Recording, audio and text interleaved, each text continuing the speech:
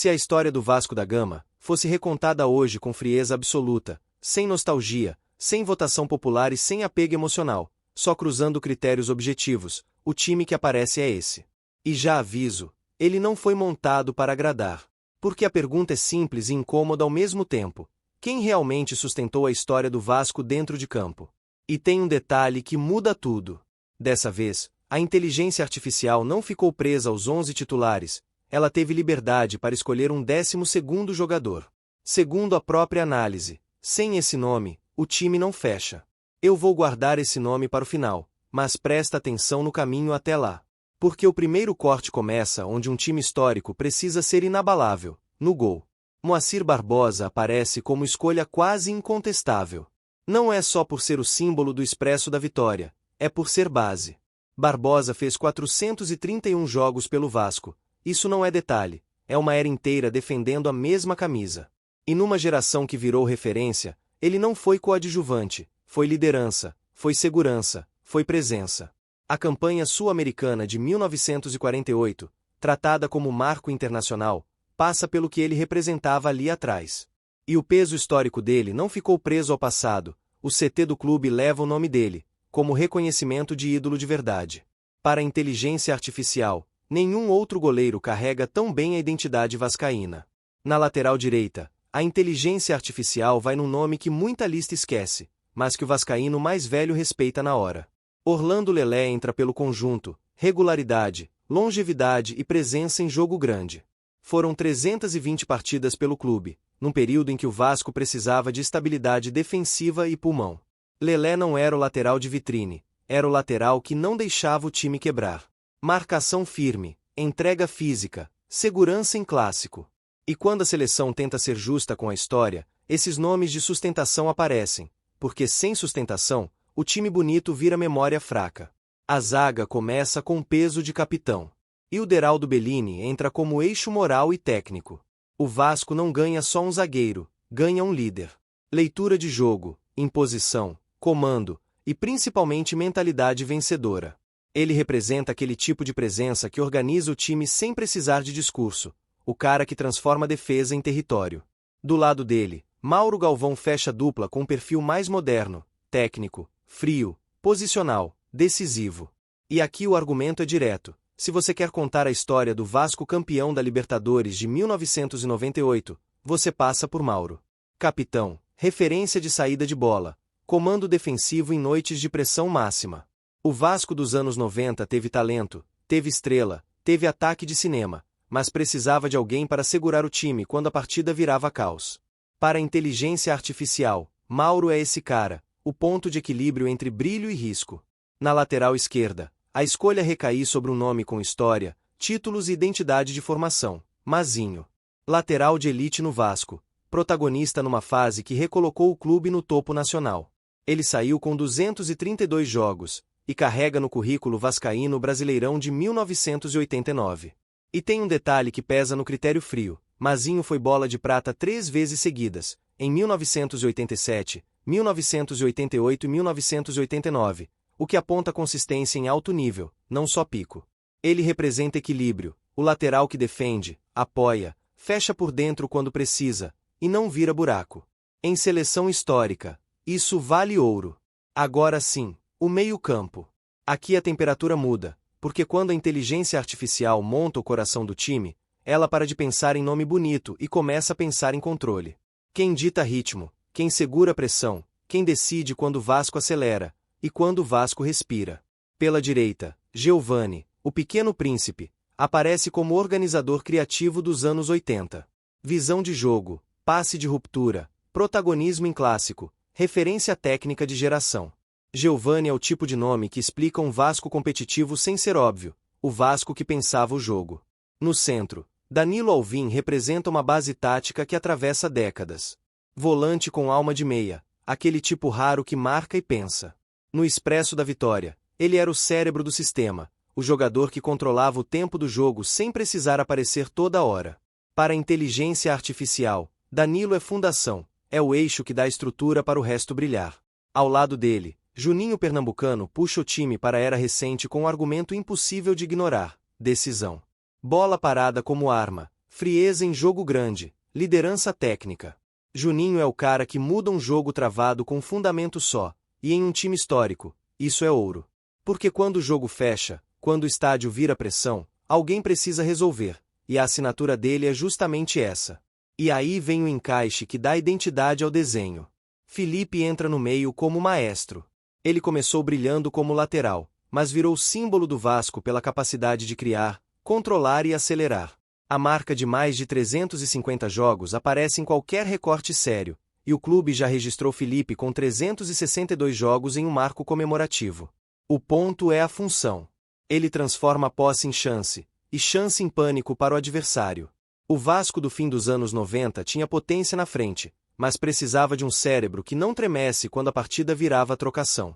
Felipe, nesse papel, vira a cola. Liga o meio ao ataque, dá fluidez, dá ritmo, e carrega a identidade daquele time vencedor. No ataque, não tem espaço para dúvida. Roberto Dinamite é a referência máxima. Maior artilheiro, maior ídolo, maior símbolo.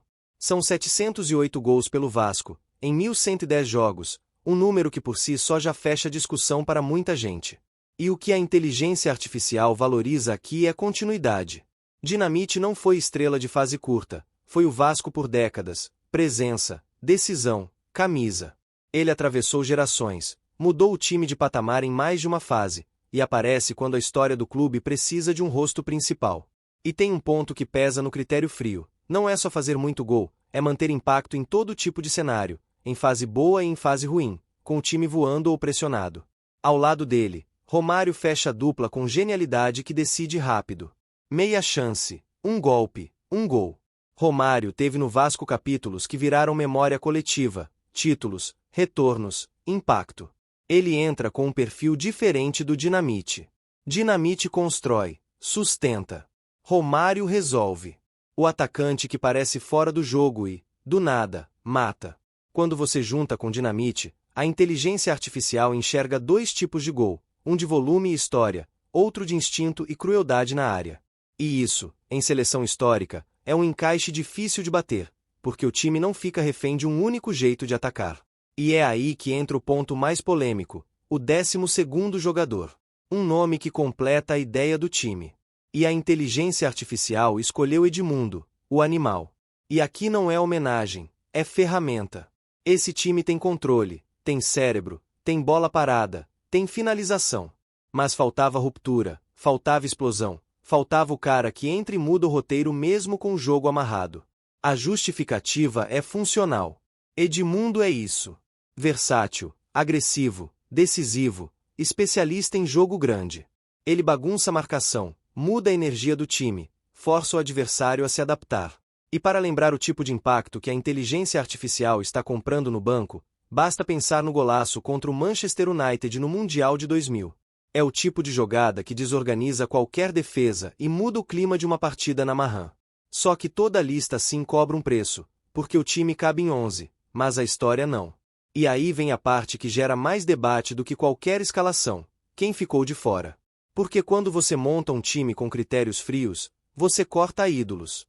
E alguns cortes doem de verdade. Ademir de Menezes, o Queixada, é o primeiro nome que muita gente grita. E não é por acaso. Ele tem 301 gols em 429 partidas pelo Vasco, números de peso, e foi o grande nome do Expresso ao lado das outras lendas. Só que aqui o funil é cruel, só cabem 2 atacantes no time titular. A inteligência artificial travou em Dinamite como símbolo máximo, e Romário como gênio de área. E ainda guardou Edmundo como arma de ruptura no banco. Ademir não fica fora por falta de grandeza, fica fora por falta de vaga. Vavá, o peito de aço, é outro que entraria fácil em muitas seleções. Ele é citado como um dos maiores artilheiros da história do clube, com 191 gols pelo Vasco, além do peso de decisão e de época. Mas, de novo, a lista esbarra no mesmo problema. Ataque é o setor mais congestionado quando você cruza ídolos com números. E a inteligência artificial escolheu a combinação de símbolo absoluto com finalizador genial, mais um 12º jogador de impacto. Carlos Germano também bate na porta com força. É goleiro de títulos, de regularidade, e o próprio clube já destacou a marca de 632 jogos dele pelo Vasco em publicações comemorativas. Só que nesse recorte, a inteligência artificial puxou Barbosa por um peso diferente, o de era e identidade, como se fosse o goleiro que sustenta o capítulo mais mítico do clube. Germano fica como um corte doloroso, porque perde para o símbolo mais antigo e mais institucional. Ramon Menezes é outra ausência que muita gente vai apontar rápido, e com razão. Foram 270 jogos e 96 gols, meia decisivo no ciclo de 1997 a 2000, presente em Brasileiro, Libertadores, e campanhas que definem a fase recente do Vasco. Só que o meio já estava congestionado por função.